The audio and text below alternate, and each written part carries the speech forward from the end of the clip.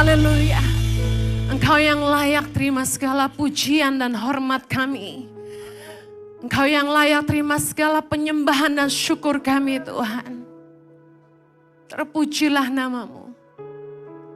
Allah kami yang hidup. Tuhan Yesus Kristus yang telah mati dan menebus kami. Darahmu menyucikan kami. Darahmu menyembuhkan kami. Darahmu Tuhan yang memulihkan hidup kami. Melayakkan kami hari ini Tuhan. Terima kasih.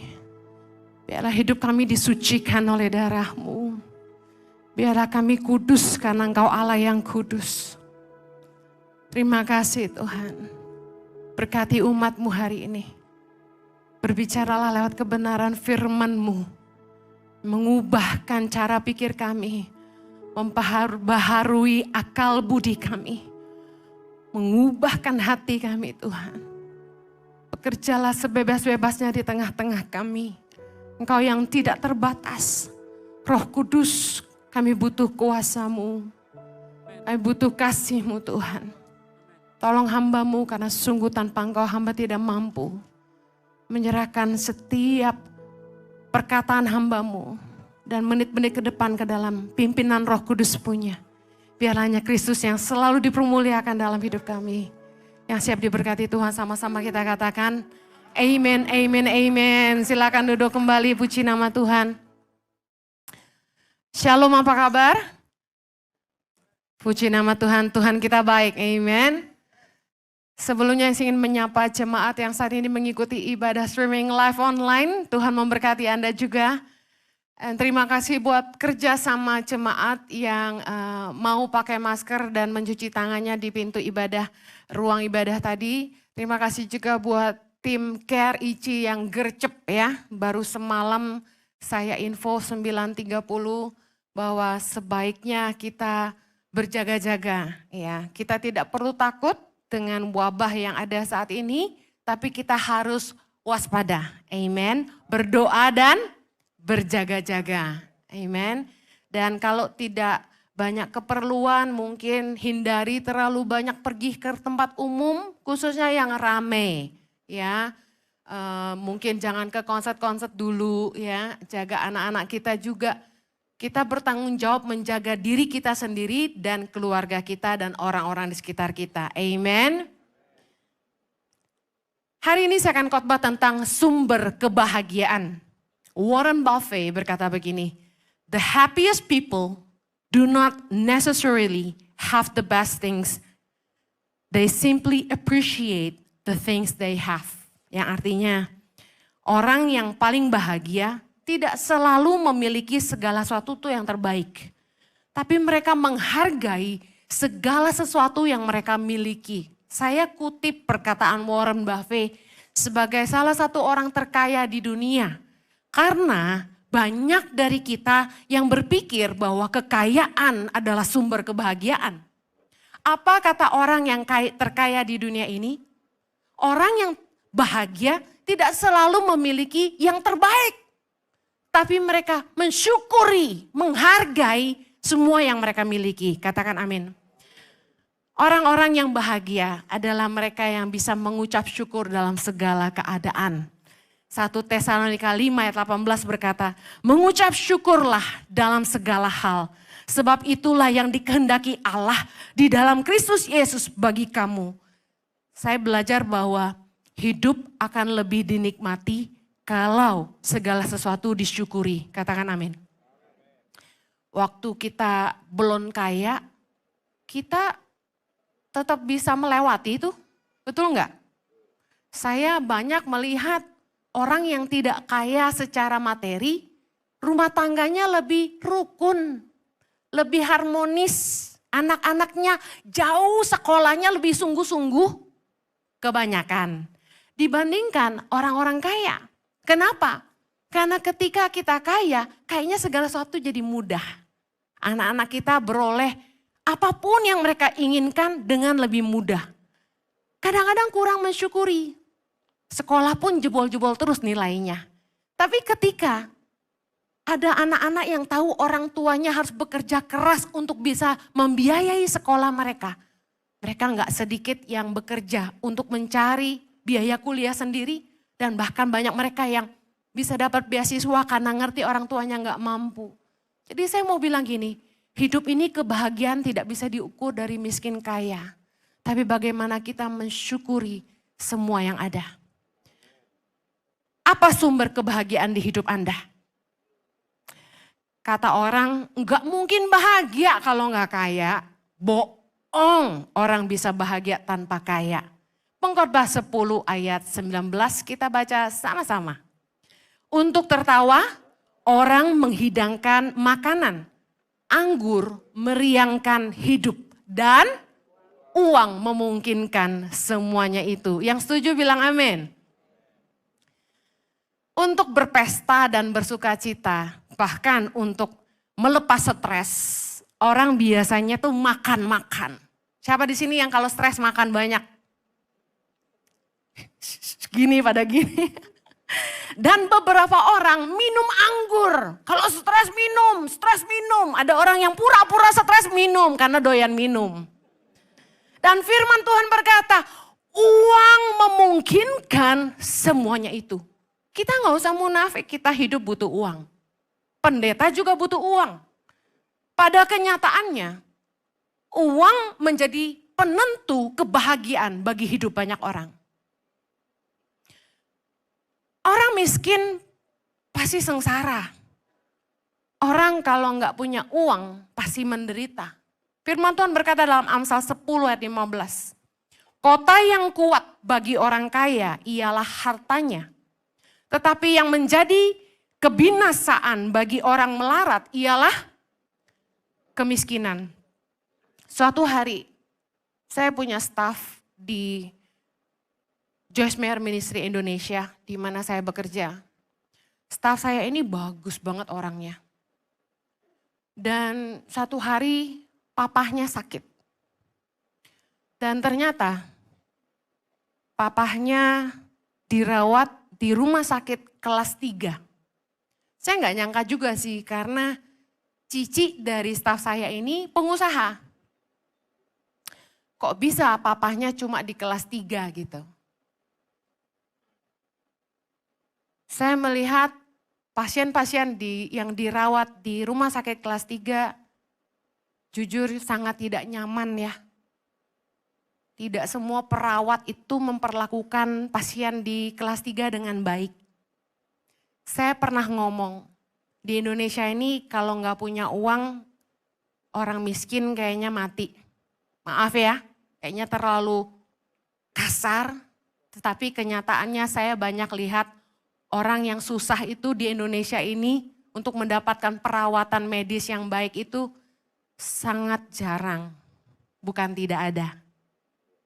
Ada suster-suster dan dokter-dokter yang berhati mulia, tapi tidak semua. Bahkan banyak rumah sakit yang kalau kita masuk tuh harus bayar dulu. Saya waktu mau ngelahirin Excel itu harus bayar DP, nggak punya duit gesek kartu kredit Pak Jojo. Kita itu kalau bawa anak ke rumah sakit kadang-kadang kesel. Nggak mau diladenin meskipun sudah di emergency IGD, tetap suruh bayar dulu, ya bukan? Saya pernah marah sama salah satu rumah sakit di Kelapa Gading, karena Chloe waktu itu berusia 2,5 tahun. Sudah biru karena panas tinggi, udah 40 derajat. Saya kaget, saya setir sendiri subuh-subuh jam 2 pagi karena suami pergi pelayanan keluar kota, hampir tabrakan. Dan saya tidak bisa parkir mobil saya karena saya nyetir sendiri. Saya parkir di IGD, saya gendong Chloe, saya nggak peduli mobil saya. Saya langsung masuk ke dalam, apa yang terjadi? Nggak ada yang mau ambil anak saya dari pelukan saya. Suster maupun dokter. Mereka bilang apa? Ke administrasi dulu. Sedih saya. Saya pergi ke administrasi karena panik sudah tidak mau berdebat. Keselamatan anak saya lebih penting. Saya gendong dia ke admin. Dan saya lempar kartu kredit karena nggak bisa ambil dengan baik kan, sudah setengah mati. Untung saya bawa dompet, bayangin kalau waktu itu saya nggak bawa dompet, saya langsung gini, tolong mbak, cepat mbak gitu. Namanya seorang mamah ya, panik luar biasa, udah biru. Saya cepat lari lagi masuk ke IGD, tolong anak saya. Langsung dia cuma ambil gini dokter, obat penurun panas yang masuk maaf dari dubur itu loh. Cuma gitu aja loh suruh saya bayar dulu. Kemudian saya ngomong gini, Mbak lain kali lihat-lihat juga kali. Mestinya kan gak boleh milih-milih orang ya, tolong dulu orang yang sakit. Tapi ini saya tuh naik mobil kemari. Kok bisa ya Mbak gak mau ditolong dulu anak saya. Saya sampai harus lari gendong ke admin untuk bayar dulu baru kalian mau tangani anak saya. Gimana kalau ibu itu cuma naik becak gitu loh. Keterlaluan ya. Kenyataannya jadi orang miskin tuh sengsara. Staf yang saya cerita tadi memutuskan resign. Kenapa? Dia bilang, Bu, sambil nangis, saya senang banget kerja sama ibu. Tapi sejak papa saya sakit dan hanya bisa dirawat di ruang kelas 3, saya bertekad, saya harus kaya. Dan saya tahu kalau saya kerja di dalam dunia pelayanan, saya tidak boleh mengejar kekayaan. Jadi saya mau resign supaya saya bisa jadi orang kaya. Anda tahu saat itu saya langsung nawarin dia gajinya 3 kali lipat. Siapa bilang kerja di yayasan atau gereja Anda miskin? Staf saya sudah berapa orang udah nyicil apartemen sendiri. Supir yang kerja sama yayasan aja udah nyicil apartemen sendiri. Kami enggak biarin orang susah. Ngapain bantu ribuan orang di luar sana kalau staf sendiri menderita? Ada amin? Staf kami enggak boleh miskin. Enggak boleh susah. Sebelum saya mati, mereka semua harus punya rumah. Saudara, karena tekad anak ini pengen kaya, dia resign. Membuat saya berpikir, orang miskin sangatlah sengsara. Kalau nggak punya uang, orang pasti menderita. Karena itu, berusahalah dan berdoalah supaya jangan sampai Anda dan anak cucu Anda miskin. Amen. Saya tidak mengaminkan ketika orang bilang gini, biar sonder gaji asal pakai dasi. Jadi pendeta harus miskin. Saya tidak aminkan itu. Dengar. Sumber kebahagiaan tidak melulu soal harta. Kita semua memang butuh uang. Tapi kadang-kadang orang lupa bahwa ada harta yang tidak bisa diukur dengan uang. Dan ada kebahagiaan yang tidak bisa dibeli dengan uang. Kita akan bahas. Mazmur 104 ayat 15, baca sama-sama. Dan anggur yang menyukakan hati manusia dan yang membuat muka berseri karena minyak. Dan makanan yang menyegarkan hati manusia. Baca ayat ini. Ayat ini menggambarkan bahwa anggur dan makanan yang membuat orang senang. Benar, benar sekali. Waktu orang mau happy-happy pasti makan-makan dan minum anggur. Dan minyak yang membuat muka berseri artinya apa? Istri-istri Anda perlu dirawat mukanya. Beliin serum Gi, titip Pak Jojo beli di Israel.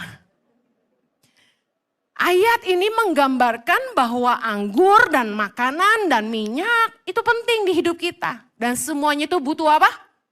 Uang. Tapi sebenarnya bukan hanya tentang makan apa, tapi makan sama siapa. Yang setuju katakan amin. Tahukah Anda Tuhan tuh luar biasa. Bahwa Tuhan tahu manusia itu perlu merasa bahagia. Katakan amin. Tuhan telah menciptakan 4 hormon kebahagiaan dalam diri kita. Waktu dia menciptakan kita, katakan wow. Lihat, bagaimana Tuhan menciptakan 4 hormon ini yang membuat kita merasa bahagia. Dan yang luar biasa gini, salah satunya sumber untuk menciptakan hormon bahagia itu adalah ini. Kita merasa bahagia saat kita makan enak dan makan bersama orang-orang yang kita sayang. Mari lihat, 4 jenis hormon bahagia, kita belajar ya. Percayalah, gua Google banyak. Jangan takut, ini pasti benar. Kita perlu punya 4 hormon bahagia supaya kita punya kesehatan mental dan sehat tubuh. Hati yang bahagia adalah obat yang manjur, kata firman Tuhan. Yang pertama dopamin, disebut hormon perasaan baik. Kemudian serotonin, membantu mengatur mood.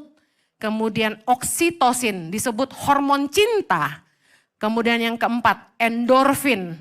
Nah, saya mau bahas tentang endorfin. Endorfin ini yang membuat kita itu bisa mengatasi stres dan menghandle rasa tidak nyaman. Dan juga di hormon tubuh kita ini, endorfin, membantu kita untuk meredakan rasa nyeri. Nah, kadar endorfin dapat meningkat saat Anda melakukan aktivitas yang menyenangkan. Salah satunya menikmati makanan lezat, katakan yes. Berolahraga. Loh dikit yang yes kalau berolahraga, giliran makanan enak, yes gitu ya. Dan berhubungan intim. Suami-suami lihat istri, kamu mau bahagia? Cara meningkatkan hormon kebahagiaan, ini paling penting. Bagaimana meningkatkan hormon kebahagiaan? Number 1, terpapar sinar matahari pagi. Yang kedua, rutin berolahraga. Ketiga, mendengarkan musik. Keempat, meditasi, merenung firman. Saat teduh, penting. Menyembah Tuhan, itu penting. Yang kelima, makan bersama orang tersayang.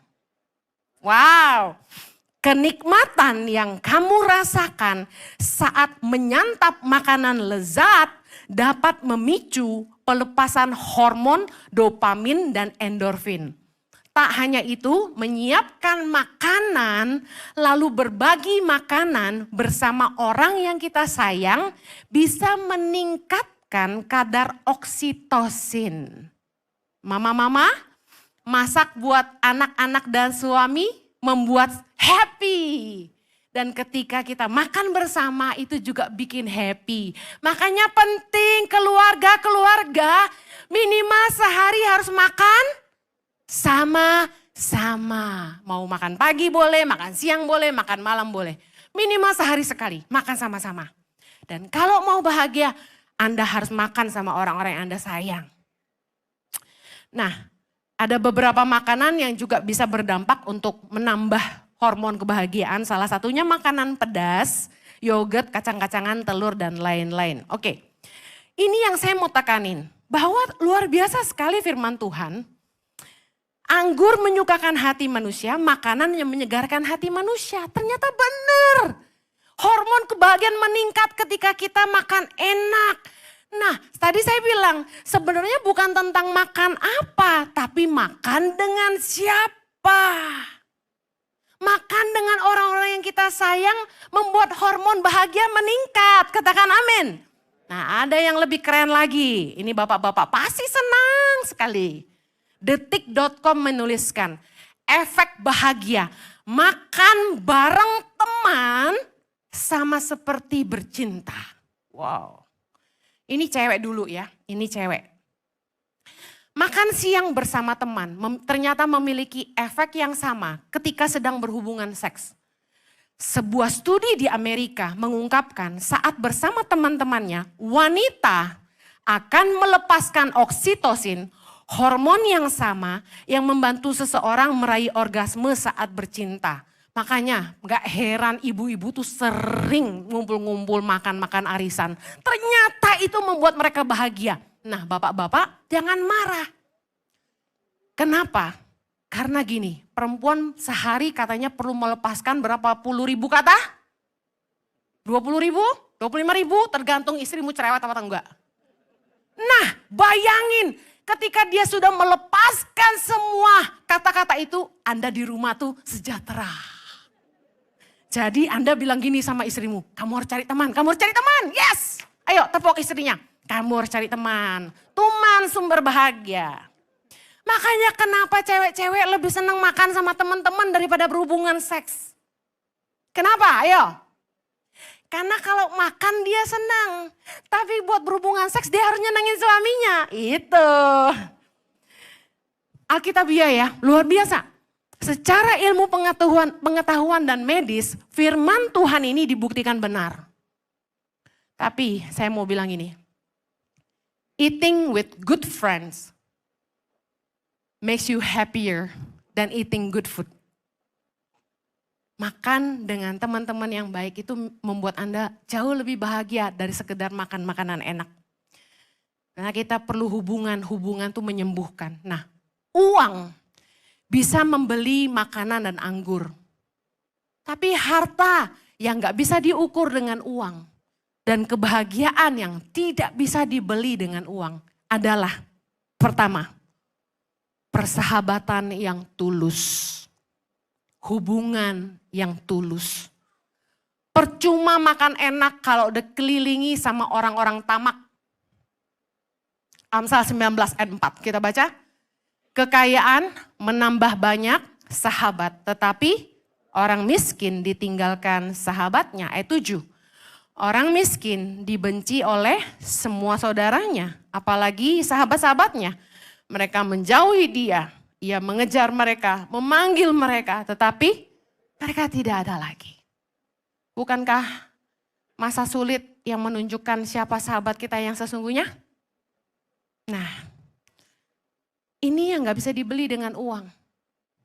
Saya kasih tahu, money can buy friendship, but not true friends.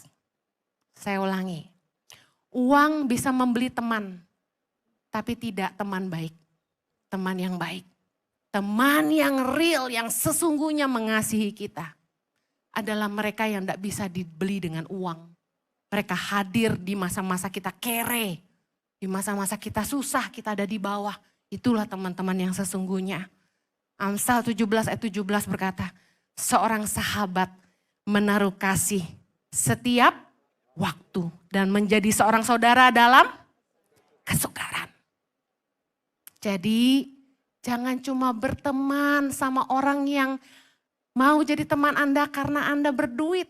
Setialah kepada teman-teman yang ada waktu Anda susah. Yang mau katakan amin. Yang kedua, harta yang tidak bisa diukur dengan uang dan kebahagiaan yang tidak bisa dibeli dengan uang. Yang kedua adalah keluarga yang bahagia. Punya pasangan dan anak-anak yang baik itu tidak bisa dibeli dengan uang. Yang setuju katakan amin. Istri yang berakal budi dan cakap itu melebihi harta. Amsal 31 ayat 10 sama-sama. Istri yang cakap, siapakah yang akan mendapatkannya? Ia lebih berharga daripada permata. Amsal 12 ayat 4, istri yang cakap adalah mahkota suaminya. Tetapi yang membuat malu adalah seperti penyakit yang membusukkan tulang suaminya. Money can get you a pretty wife, but money cannot guarantee you a good one. Uang bisa memberi Anda istri yang cantik, tapi tidak bisa memberi garansi istri yang baik. Amsal 19 ayat 14. Rumah dan harta adalah warisan nenek moyang. Tetapi istri yang berakal budi adalah karunia Tuhan. Anda bisa dapat istri yang semlohai, aduhai. Kalau Anda kaya, yang biasanya cuantik, ngelingsing, putih, mulus, tinggi, kayak artis, udah gone by gone. Udah dibeli sama yang papan atas. Nah, jangan nganggap remeh yang masih jomblo hari ini. Karena mereka yang masih jomblo hari ini, pasti mereka yang tidak gampang dibeli. Dengar, jangan cuma lihat fisik yang baik, tapi carilah yang hatinya baik. Buat apa cantik jelita kalau tidak setia? Buat apa Anda lihat mulusnya aja, tapi bikin malu Anda? Yuk, jangan hanya menilai dengan mata. Bergaullah dengan semua orang. Kenalilah hati mereka. Urusan cantik serahkan sama pakar kecantikan. Don't worry, semuanya bisa dipermak. Asalkan Anda mau bayar harganya. Suami yang takut akan Tuhan dan setia melebihi harta. Bapak-bapak bilang, amin. Cuma satu. Mazmur 128 ayat 4. Sesungguhnya demikianlah akan diberkati orang laki-laki yang takut akan Tuhan. Amsal 20 ayat 6. Banyak orang yang menyebut diri baik hati, tetapi orang yang setia, siapakah menemukannya? Saya kasih tahu buat apa nikah sama suami yang kaya, kalau tidak setia, mana mungkin bahagia. Suami yang takut akan Tuhan, suami yang sayang sama Anda, yang setia sama Anda, yang sayang sama anak-anakmu, yang mau kerja keras untuk kamu, tanggung jawab, komitmen. Apapun yang kamu lakukan, sebawel apapun kamu, sejahat apapun kamu, dia tetap setia sama kamu. Saya kasih tahu, itu karunia Tuhan. Dan saya dapat satu, haleluya. Anak-anak yang baik dan takut Tuhan adalah harta yang berharga. Katakan amin. Amsal 29 ayat 3. Orang yang mencintai hikmat menggembirakan ayahnya. Tetapi siapa yang bergaul dengan pelacur memboroskan harta. Amsal 28 ayat 7. Orang yang memelihara hukum adalah anak yang berpengertian. Tapi orang yang bergaul dengan pelahap mempermalukan ayahnya. Percuma punya harta melimpah kalau tidak bisa diteruskan sama anak-anak kita. Setuju bilang amin. Firman Tuhan Amsal 27 ayat 24 berkata gini. Karena harta benda tidaklah abadi. Apakah mahkota tetap turun-temurun? Punya anak-anak yang sifatnya enggak baik. Karakternya enggak baik. Malas.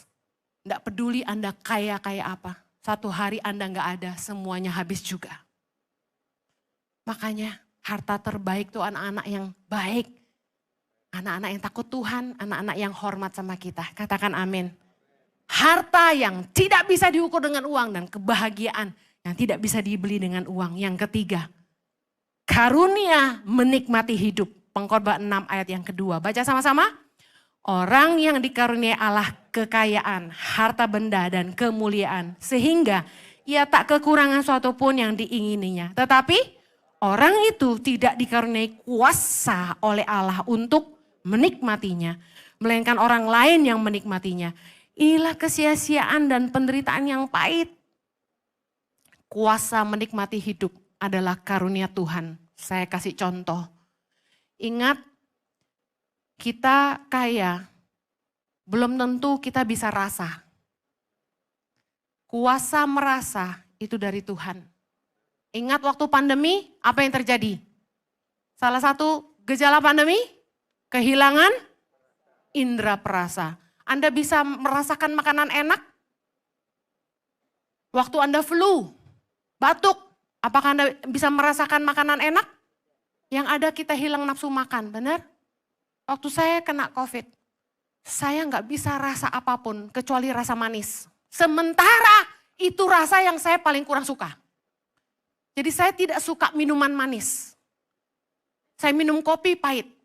Saya suka sawi pahit, saya suka pare pahit, saya suka daun pepaya, apa-apa yang pahit-pahit saya suka. Nah, makanya hidup itu udah pahit, makanya saya suka yang pahit-pahit. Ya, karena Jojo udah manis. Ya. Dengar baik, kita itu penting punya indera perasa, kalau enggak percuma harta kita mau beli apa aja, setuju? Kemarin waktu saya pulang dari Papua, saya sempat kena flu. Aduh, immediately mati rasa.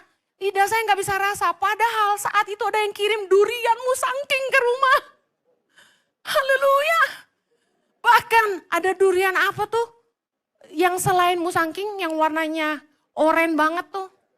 Yang pencinta durian. Ya, blackthorn. Betul, 100 buat Anda. Nah, aduh saya tuh nggak pernah makan. Jadi begitu tahu itu blackthorn, oh my God. Saya langsung bilang sama staf saya, tolong ambilin Tupperware dong. Simpen sedikit. Kalau mama udah sembuh minggu depan, mama mau makan.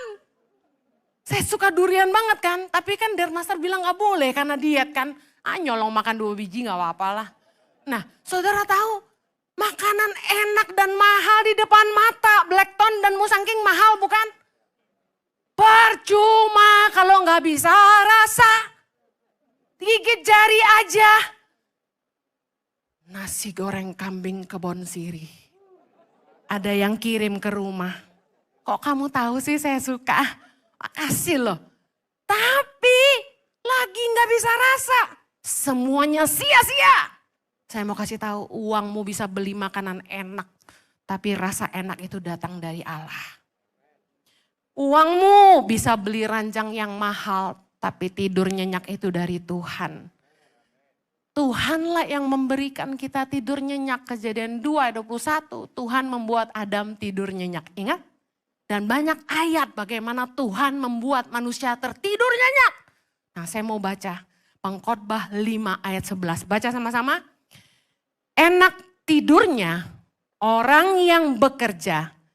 Baik ia makan sedikit maupun banyak, tetapi kekenyangan orang kaya sekali-kali tidak membiarkan dia tidur. Orang kaya bisa beli ranjang yang enak, tapi belum tentu bisa tidur nyenyak. Yang setuju katakan amin. Seorang konglomerat dengan sangat terkejut melihat supirnya tidur panas-panasan di bagasi mobil yang dibuka. Sementara tiap malam dia harus tidur jam 3. Saya menyaksikan orang yang sangat kaya raya. Tiap malam harus minum obat tidur. Sungguhlah benar kata firman Tuhan. Percuma kita punya harta benda. Kalau tidak ada karunia menikmatinya. Kita ajak supir makan, ajak suster makan. Kita sendiri gak boleh makan kambing, gak boleh makan babi, gak boleh makan santan, gak boleh minum manis-manis. Sementara mereka makannya enak bener. Ngiri gak kita? Siapa bilang harta sumber kebahagiaan? Karunia untuk bahagia dan menikmati hidup itu datang dari Tuhan. Amin. Bahkan istri yang asik buat diajak hidup itu karunia Tuhan. Amin. Anda lihat. Nih tadinya gue mau lewatin tapi penting kayaknya. Kita lihat ayatnya. Pengkhotbah 9 ayat 9.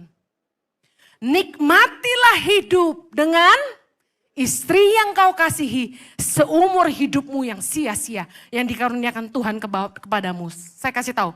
Punya pasangan yang bisa diajak menikmati hidup itu karunia Tuhan. Banyak pasangan yang gak asik diajak hidup. Berapa banyak suami-suami yang pergi ke luar negeri. Katanya meeting tapi mijit yang penting-penting. Istrinya di Indonesia sendirian aja. Masa hidup bisa bahagia kayak begitu? Saya kasih tahu ya, waktu kita masih sederhana, kayaknya makan sepiring berdua itu bahagia, nikmatnya luar biasa. Tapi orang kaya makan duduknya jauh banget, saking kegedean mejanya. Kursinya 10-10 kanan kiri, kowe nang kono aku kan nang kene. Dah, waduh. Yang gak ngerti bahasa Jawa nanti saya terjemahkan di subtitle aja. Yang berikutnya, harta yang tidak bisa diukur dengan uang dan kebahagiaan yang tidak bisa dibeli dengan uang adalah rasa aman dan kedamaian. Mazmur 4 ayat 9, baca sama-sama. Dengan tentram aku mau membaringkan diri lalu segera tidur. Sebab hanya Engkaulah ya Tuhan yang membiarkan aku diam dengan aman. Semakin banyak harta seseorang justru semakin ia merasa gak aman. Ada amin? Amsal 15 ayat 16, sama-sama yuk. Lebih baik sedikit barang dengan disertai takut akan Tuhan daripada banyak harta disertai dengan kecemasan. Amsal 13 ayat 8, kekayaan adalah tebusan nyawa seseorang. Tetapi orang miskin tidak akan mendengar ancaman. Ada bersyukurnya gak Anda gak kaya raya? Yang penting sederhana.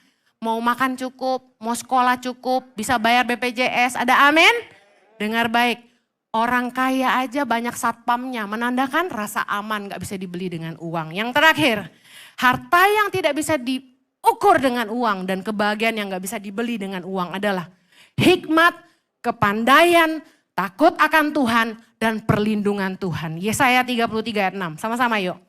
Masa keamanan akan tiba bagimu, kekayaan yang menyelamatkan ialah hikmat dan pengetahuan, takut akan Tuhan. Itulah harta benda Sion. Terakhir Amsal 2, ini penting banget, ayat 6 kita baca yuk. Karena Tuhanlah yang memberikan hikmat, dari mulutnya datang pengetahuan dan kepandaian. Ia menyediakan pertolongan bagi orang yang jujur, menjadi perisai bagi orang yang tidak bercela lakunya, sambil menjaga jalan keadilan dan memelihara jalan orang-orangnya yang setia. Ayat 9, maka engkau akan mengerti tentang kebenaran, keadilan, dan kejujuran, bahkan setiap jalan yang baik. Ayat 10, karena hikmat akan masuk ke dalam hatimu dan pengetahuan akan menyenangkan jiwamu. Kebijaksanaan akan memelihara engkau, kepandaian akan menjaga engkau. Ayat 12, supaya engkau terlepas dari jalan yang jahat, dari orang yang mengucapkan tipu muslihat, dari mereka yang meninggalkan jalan yang lurus dan menempuh jalan yang gelap, yang bersuka cita melakukan kejahatan, bersorak-sorak karena tipu muslihat yang jahat, yang berliku-liku jalannya dan yang sesat perilakunya. Ayat 16, supaya engkau terlepas dari perempuan jalang, dari perempuan yang asing, yang licin perkataannya, yang meninggalkan teman hidup masa mudanya dan melupakan perjanjian Allahnya. Sesungguhnya rumahnya hilang tenggelam ke dalam maut, jalannya menuju ke arwah-arwah. Segala orang yang datang kepadanya tidak balik kembali dan tidak mencapai jalan kehidupan. Amin. Dengar baik. Hikmat, kepandaian, takut akan Tuhan, kebijaksanaan, perlindungan Tuhan, penyertaan Tuhan, tidak bisa dibeli dengan uang. Ada di sini yang udah nabur miliatan lebih disertai Tuhan daripada yang naburnya cuma 100.000. Nah, semua itu karunia Tuhan. Ingat ini, kita butuh uang, tapi uang bukan sumber kebahagiaan. Tuhanlah yang memberikan kebahagiaan. Kita berdoa. Bapa di sorga, kami bersyukur untuk harta yang tidak bisa diukur dengan uang. Dan kebahagiaan yang tidak bisa dibeli dengan uang. Tapi Tuhan berikan cuma-cuma bagi mereka yang mengasihi Dia. Persahabatan yang tulus. Keluarga yang bahagia. Karunia menikmati hidup. Rasa aman dan kedamaian. Hikmat, pengetahuan, kebijaksanaan. Takut akan Tuhan dan perlindungan Tuhan. Semuanya Tuhan curahkan kepada kami semua secara adil dan merata. Terima kasih. Hamba-Mu berdoa agar umat-Mu tidak mengejar harta, tapi mengejar Allah dalam hidup mereka. Mencari dahulu kerajaan Allah dan kebenarannya. Dan kami percaya semuanya ditambahkan dalam hidup mereka. Engkaulah sumber kebahagiaan kami. Dalam nama Yesus. Yang diberkati Tuhan, sama-sama katakan amin. Kita persiapkan hati kita untuk menerima perjamuan kudus. Kita akan masuk dalam perjamuan kudus. Siapa yang belum dapat, bagi Bapak Ibu Saudara boleh angkat tangannya. Nanti kami siap melayani. Apakah ada yang belum dapat? Ada yang belum dapat? Oh, sebelah kanan ada. Di pojok sana. Oke. Jika sudah semua, saya undang Bapak Ibu Saudara bangkit berdiri.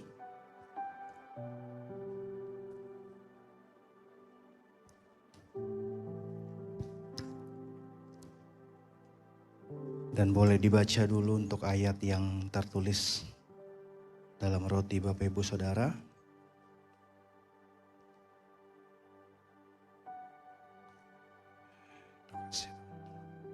Sebelum kita menerima tubuh dan darah Kristus, mari kita berdoa bersama-sama dengan iman, ucapkan dengan mulut kita. Tuhan Yesus, Engkau Tuhanku dan Juru Selamatku.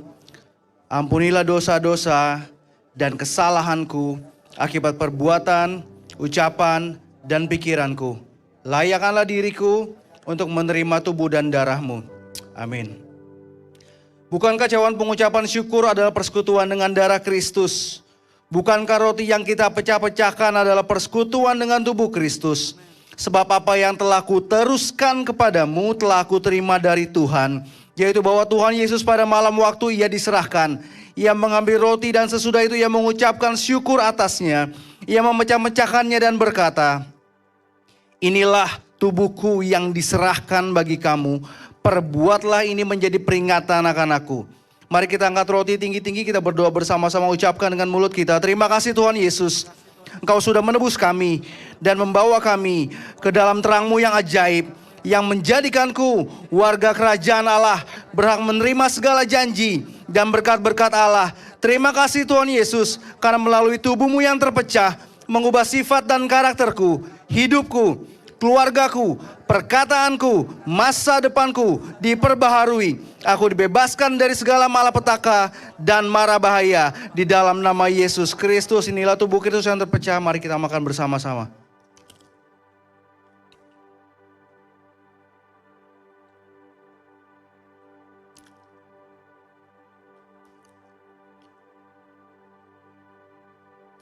Mari kita siapkan cawan kita dan dengarkan firman Tuhan. Demikian juga yang mengambil cawan sesudah makan lalu berkata, "Cawan ini adalah perjanjian baru yang dimateraikan oleh darahku.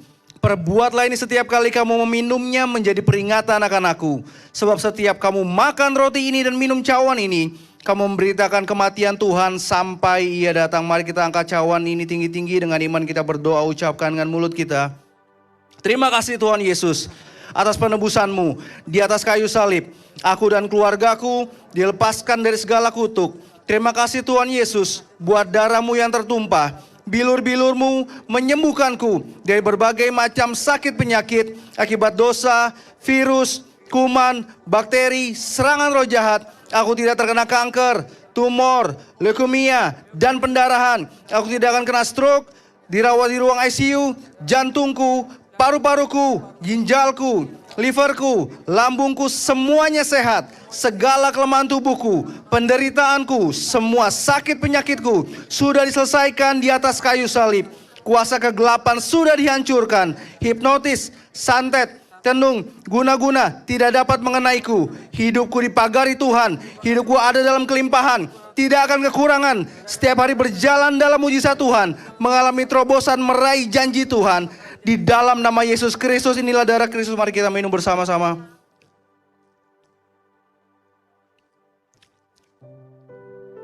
Mari sama-sama naikkan ucapan syukur kita. Terima kasih Tuhan. Terima kasih Tuhan. Terima kasih. Kami bersyukur buat darah-Mu. Terima kasih Tuhan. Terima kasih buat salib-Mu. Terima kasih buat pengorbanan-Mu. Terima kasih buat kemenangan yang Kau kerjakan lewat salib-Mu. Menyembuhkanku, memulihkanku, menyelamatkanku. Mari bersyukur, haleluya.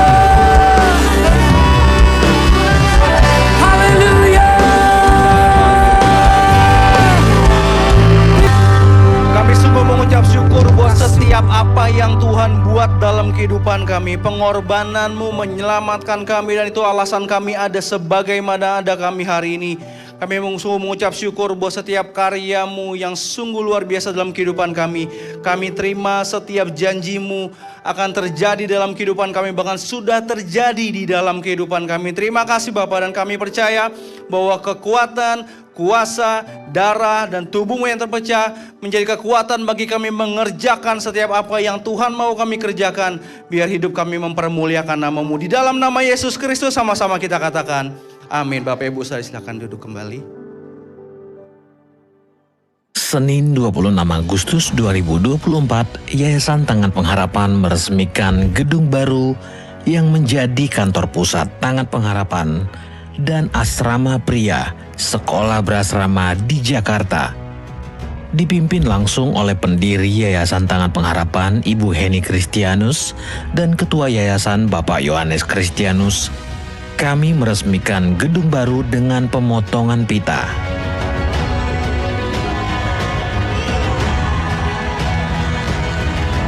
Dengan demikian kita resmikan Sekolah Tangan Pengharapan pada tanggal 26 Agustus 2024 pada jam 11 pagi waktu Indonesia bagian Barat. Resmi dibuka. Acara ini dihadiri oleh para dewan direksi yayasan, mitra, donatur, staf, dan seluruh anak-anak sekolah berasrama Jakarta. Selamat buat Tangan Pengharapan, sukses terus, maju terus. Kami akan siap membantu untuk misi dan visi Pak Jojo dan Bu Heni. Penampilan anak-anak sekolah berasrama yang begitu luar biasa turut memeriahkan acara peresmian.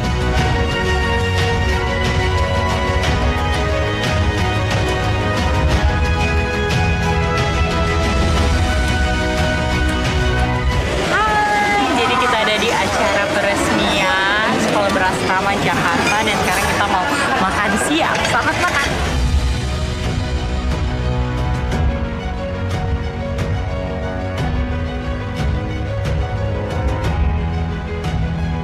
Selamat dan sukses atas peresmian gedung Yayasan Tangan Berpengharapan dan Sekolah Berasrama. Semoga Tuhan memberkati, melindungi gedung dan isinya dan seluruh pengurus yayasan. Salam, saya Basuki Cahayapurnama, alias Ahok. Jadilah tangan pengharapan bagi mereka. Saya sangat bersyukur karena Tuhan kirim orang yang tepat, orang yang tulus untuk menolong kita. Amen. Tengah-tengah ketidakberdayaan saya. Pandemi datang, saya tidak bisa khotbah, tidak bisa jualan, tidak bisa cari dana. Pak Jojo juga. Tuhan buktikan kuasa yang hebat atas kita.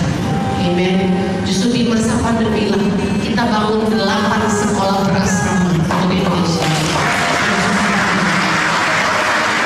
Seperti mereka, seperti mereka, apa yang kan kau buat?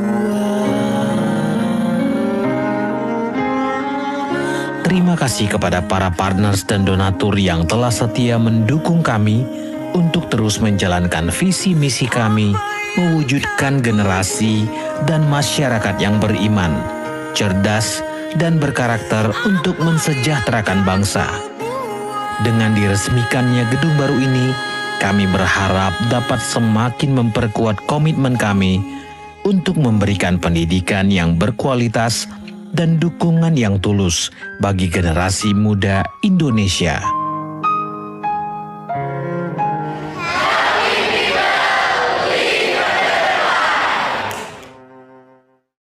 Shalom, jumpa kembali dengan saya Gaby dalam Warta Jemaat Impact Community Indonesia.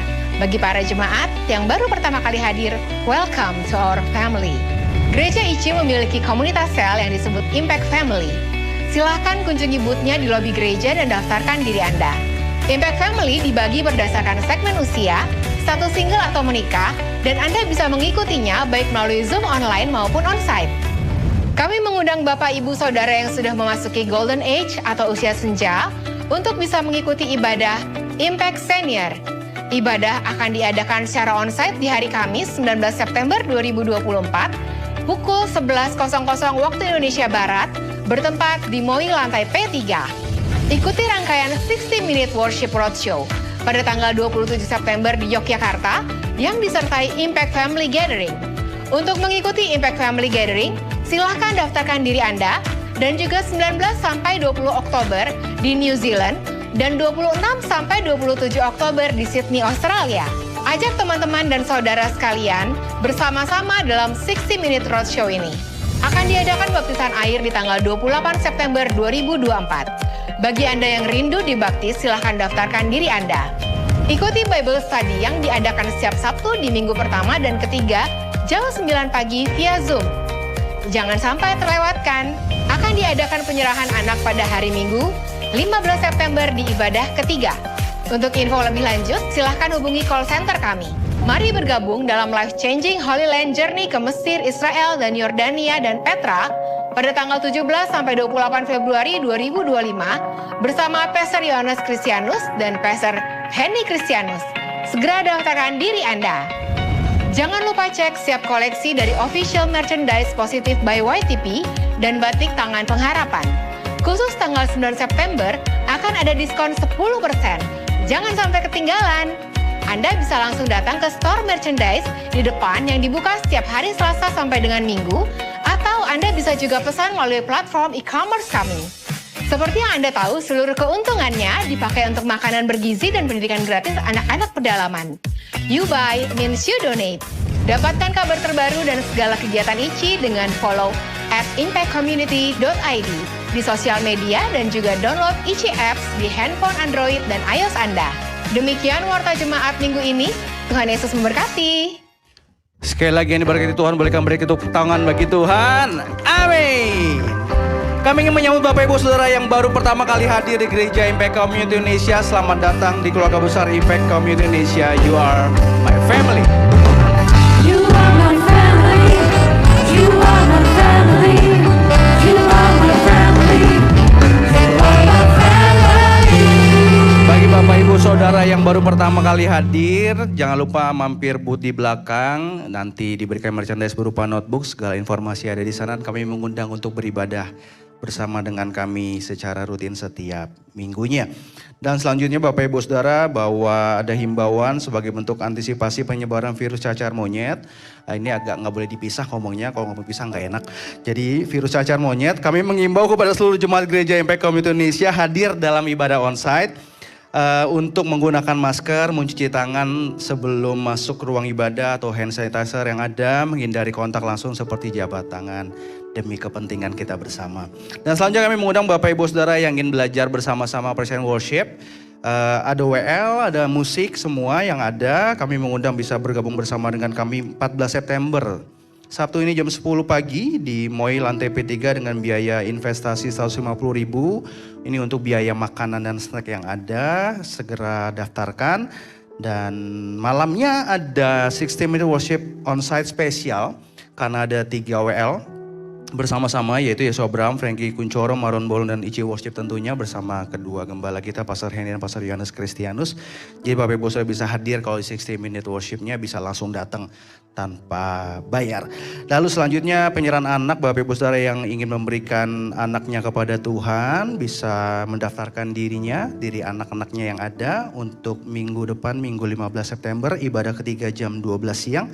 Untuk diserahkan kepada Tuhan. Dan sekali lagi terakhir, mengingatkan Bapak Ibu Saudara jangan ditinggal di kursi. Kalau kasih persembahan amplopnya minta tolong dimasukkan di belakang. Untuk kalau mau via transfer dan lain bisa segera juga dikerjakan di sana. Itu saja, saya undang Bapak Ibu Saudara bangkit berdiri. Kita tutup dalam doa. Tuhan Yesus, terima kasih, mengucap syukur buat penyertaan Tuhan di ibadah yang kedua ini. Kami melihat dan merasakan tuntunan Tuhan dalam hidup kami. Dan kami percaya Tuhan, biar ini termaterai dalam hati kami. Uang bukan segalanya, Yesus dan kehendaknya jadi segala dalam kehidupan kami. Sehingga apa yang Tuhan rancangkan dan rencanakan terus hadir dalam hidup kami yang kami kerjakan. Bukan tentang uang, tapi tentang Engkau dan kehendak-Mu yang terus dinyatakan bagi kami. Terima kasih Tuhan, buat pagi hari ini berdoa buat kedua gembala kami Tuhan, Pastor Yohanes dan Pastor Henny Kristianus yang ada Tuhan. Kami berdoa dalam setiap apa yang mereka kerjakan ada hikmat Tuhan menyertai kehidupan mereka. Dalam setiap keputusan yang dibuat dalam membawa, memimpin baik Tangan Pengharapan maupun Impact Community Indonesia ada dalam kehendak dan rencananya Tuhan. Biarlah Tuhan juga dalam kesehatan yang ada, biar ada kesehatan di dalam nama Yesus Kristus. Tuhan memelihara kesehatan kedua hamba-Mu ini bersama dengan keluarga yang ada. Terima kasih Bapak, berdoa juga khusus buat Pastor Yohanes yang tidak bersama-sama dengan kami, bersama rombongan yang ada. Kami percaya Tuhan perlindungan Tuhan nyata juga bagi mereka yang ada di sana. Dan tibakan bersama-sama di tempat ini kembali Tuhan. Terima kasih Bapak. Berdoa Tuhan buat setiap umat-Mu yang hadir pagi hari ini Tuhan. Dalam segala sesuatu yang mereka sedang doakan, gumulkan hari-hari ini Tuhan. Mereka yang merindukan kesembuhan, mereka yang merindukan pemulihan, mereka yang merindukan pemulihan kesehatan, keuangan yang ada, hubungan yang ada, baik suami istri, anak dengan orang tua, mertua dengan menantu yang ada. Kami minta ke dalam tangan Tuhan yang sanggup memulihkan di dalam nama Yesus Kristus. Biar pemulihan kesehatan terjadi di dalam nama Yesus Kristus. Pemulihan ekonomi terjadi di dalam nama Yesus Kristus. Pemulihan hubungan terjadi di dalam nama Yesus Kristus. Kami punya Tuhan yang sanggup memulihkan. Bahkan kami berdoa buat setiap anak-anak-Mu Tuhan yang merindukan keturunan, pasangan hidup dan pekerjaan. Kami serahkan ke dalam tangan Tuhan. Setiap kerinduan ini kami bawa ke dalam tangan Tuhan, yang gak pernah meninggalkan setiap anak-anak-Mu yang ada Tuhan. Kami percaya Tuhan akan memberikan sesuai waktu dan kehendak-Mu dalam setiap anak-anak-Mu yang ada. Bahkan dalam waktu menunggunya, kami percaya ada iman yang kuat dan teguh, percaya akan hatinya Tuhan yang selalu ada bagi setiap anak-anak-Mu yang ada. Berdoa Tuhan buat Impact Community Indonesia maupun Tangan Pengharapan, di mana Tuhan percayakan kedua tempat ini ada bersama-sama dengan kami. Kami berdoa biarlah kami setiap kali bisa mengambil bagian di dalamnya, memperlebar kerajaan Tuhan yang Engkau yang dipermuliakan khususnya di Indonesia.